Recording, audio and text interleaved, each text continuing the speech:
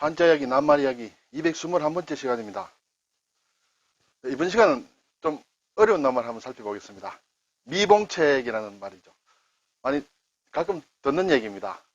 야, 그럼 미봉책으로는 해결이 안 돼. 또는 야, 미봉책이라도 세워야 될 것 아니냐. 뭐 이런 얘기들을 합니다. 제가 이 낱말을 준비한데, 물론 이 낱말을 예전부터 잘 알고 있었던 낱말입니다. 근데 요번에 이 유튜브를 통해서 좀 쉽게 설명을 드리기 위해서 제가 연구를 좀 했습니다. 한나절 이상 연구를 했습니다. 그래서 여러분에게 제대로 전달될지 한번 들어가 보겠습니다. 네, 한자 복잡합니다. 네, 미봉책 이렇게 되겠습니다. 미는 두루미입니다. 두루두루 막 그렇게 생각하시면 되겠고요. 봉은 꿰맨다는 뜻이에요. 봉합을 한다. 수술하고 봉합을 한다. 또는 봉제, 재봉 뭐 그때 쓰는 그런 봉입니다. 그리고 꿰책, 무슨 방책이다, 대책이다 할 때 쓰는 그런 글자이죠. 네, 글자 한번 뜯어볼까요? 네, 복잡합니다. 이것은 복잡한 글자죠. 활궁은 뭐 부수자니까 쉽게 알 수 있습니다. 활궁의 너이라는 뜻입니다. 너라는 뜻이에요. 물론 원래 너라는 뜻이라기보다는 어떤 말이 만들어져서 쓰다가 너나 나나 이것이다 저것이다 뭐 여러 가지 인칭 대명사나 지시 대명사나 이런 걸 만들다 보면 어떤 글자를 가져와야 되겠죠. 어쨌든 가져온 이것이 너라는 뜻으로 쓰였어요. 글자를 한번 보면요. 뭐 X자가 있다 뿐이지 사실 뭐 걱정할 건 없습니다. 이렇게 되겠죠. 필성이 맞는지 잘 모르겠습니다만 이렇게 있습니다.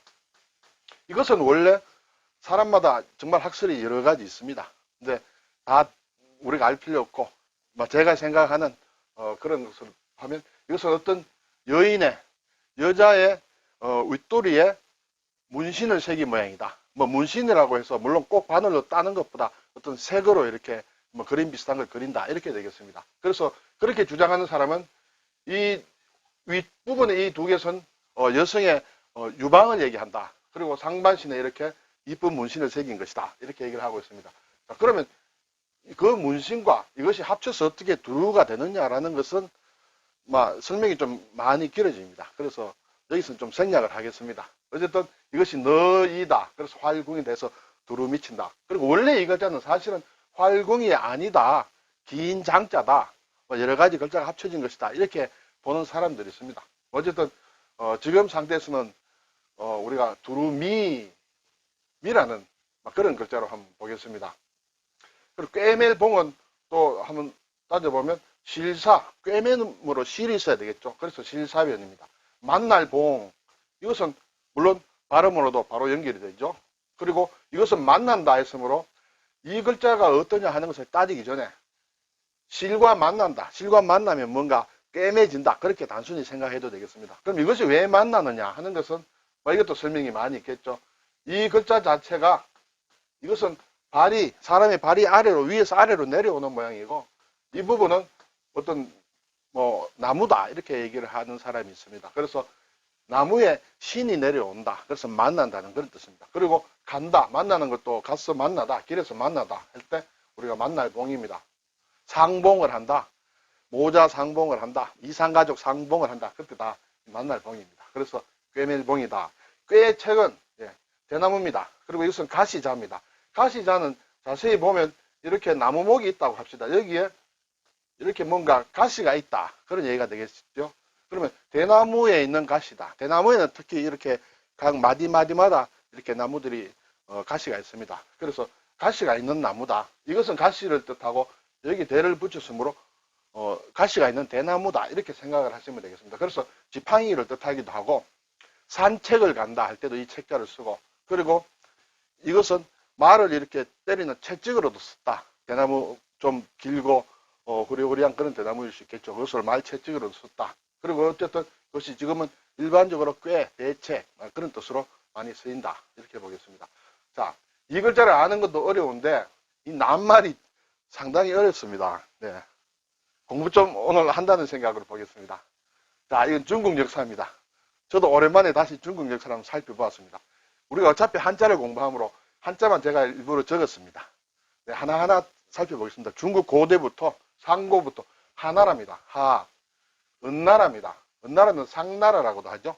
그래서 한자가 갑골문이 이때 만들어졌다 이렇게 얘기합니다. 그렇게 있다가 은나라가 주나라에게 망합니다. 주나라 무왕, 주무왕, 뭐 강태공의 고사라든지 나오는 그 시대입니다. 그래서 주무왕에게 망합니다. 망하고 있다가 주가 상당 기간 있다가 좀 쇠퇴를 해서 이렇게 다른 곳으로 이렇게 좀 이전합니다. 그래서 원래 있던 주는 서쪽의 주다 해서 서주, 다시 이제 나라를 옮긴 곳이 동주라고 합니다. 이때 주는 봉건 시대죠. 봉건 제도를 했습니다. 봉건이라는 것은 왕이 직접 중앙 집권적으로 통치를 하지 않고 땅을 나누어서 이렇게 다른 사람들이 이렇게 제후들이 다스리도록 하는 그런 것이죠. 그렇게 주나라가 오다가 나중에 이 춘추 시대와 전국 시대를 지나면서 진나라의 진시황에게 이제 통일이 되죠. 그리고 나중에 또 한나라가 생기고 한나라 유방, 한고조와 우리가 초패왕이라고 하는 항우와 싸움에서 결국은 한나라가 이렇게 패권을 차지하게 됩니다. 그리고 나서 또 이것이 한이 또 멸망이 돼서 나중에 우리가 흔히 아는 삼국시대 됩니다. 위나라, 오나라, 총나라 이렇게 흘러가는데 오늘의 미봉책이라는 낱말은 어디에서 나오느냐 하면 이 시대에 나옵니다. 주나라의 동쪽의 주 봉건제도인데 주의 왕실이 천자가 되겠습니다. 주의 왕실이 약해지면 각 제후국들이 이렇게 날뛰게 되죠. 그래서 나라가 혼란해져서 이렇게 서쪽에서 이제 동쪽으로 나라를 옮깁니다. 동주시대 초기입니다. 동주시대 초기에 환왕이라는 주의 천자가 있었습니다. 천자인데 일단 왕으로 씁니다. 그래서 환왕이 있었고, 그리고 그 주위에 여러 또 유력한 제후국이 있었는데 아주 유력한 제국이 정나라입니다. 우리나라에 정시성을 가진 사람도 많이 있죠. 어쨌든 정나라에 이때 장공이라는 사람이 있었어요. 정나라를 다스리는 사람입니다. 자, 이 둘 사이가 이게 삐그덕삐그덕해졌습니다. 원래는 정나라가 이게 주나라, 주왕실에 충성을 다했는데 어떻게 하다 보니까 좀 사이가 어그러졌어요. 그래서 주의 천자인 환왕과 정나라가 이렇게 싸우게 됩니다. 이때 싸울 때 나오는 것이 바로 미봉책이라는 말이 나오고, 그것을 시점으로 결국은 정나라가 이기게 됩니다.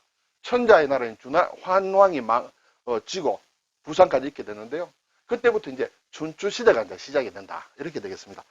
기본적인 스토리는 그렇고요. 그러면 좀 구체적인 미봉책이라는 말을 한번 살펴보겠습니다. 미봉책이라는 말은 결국 정나라의 장공과 주나라의 환왕이 싸움을 내는데, 그것이 수갈지전이라고, 수갈이란 지명입니다. 수갈이란 곳에서 싸움을 하게 됩니다. 여기에서 나온 것이 이제 미봉책이다. 이렇게 되겠습니다. 자, 이때 군사가 어떻게 편제가 됐느냐 하면 천자연합군이 있습니다. 이것은 주환왕입니다. 그리고 정나라 군대가 있습니다. 보통 예전에는 싸움을 하게 되면 중간이 있고, 그리고 오른쪽이 있고 좌군, 우군이 있습니다. 그리고 가운데는 중군이라고도 합니다. 결국 이 천자연합군과 정나라 군대가 싸우는데 세 개로 이렇게 편대를 합니다. 이때 천자연합군은 천자환왕은 중군에 위치하게 됩니다. 그리고 오른쪽에는 채나라, 위나라 군사를 모으고, 왼쪽에는 진나라 군사를 모아서 이렇게 진을 치고 있습니다. 여기 맞붙은 정나라는 이렇게 장공이 중군을 가지고 또 왼쪽, 오른쪽에 이렇게 병사들을 거느리게 됩니다. 제가 중군, 우군 이렇게 했습니다만 여기에서는 좀 전문적으로는 좌거다 이렇게 됩니다. 좌거라고 되는데 우리가 알기 쉽도록 제가 좌군, 우군 이렇게 했습니다. 자, 이렇게 대처를 하고 있는데 이때 병사의 수는 어떻게 되냐면 천자연합군은 1000성입니다. 성이라는 것은 전차부대입니다. 정나라는 300성입니다. 게임이 안 되는 그런 싸움이에요. 여기에 성이라는 것은 하나의 성은 말이 4마리가 이끄는 하나의 전차를 얘기합니다. 전차에 앞에 말이 4마리가 있고 위에 이제 병사들이 타겠죠. 그리고 말을 이렇게 모으는 사람이 있을 거고 또 싸우는 사람이 있겠죠. 창이라든지 이렇게 해서. 이 당시에는 주로 이렇게 수레를 가지고 전차를 가지고 싸웠답니다. 중국의 양쯔강 주위의 평원에서 이렇게 싸웠기 때문에 전차전이 가능한 것이죠. 이렇게 산이 많고 이러면 전차전이 잘 안 되는데 이 당시만 해도 전차로 주로 싸웠습니다. 자, 그런데 상대가 1000대 300이면 상대가 안 되죠. 그래서 정나라 군대에서 참모가 이렇게 작전을 짰습니다. 자, 정장공에게 얘기를 합니다. 지금 이렇게 우리가 맞붙을 수는 없으니까 지금 현재 제일 조금 치기 쉬운 데가 어디냐? 이 진나라다.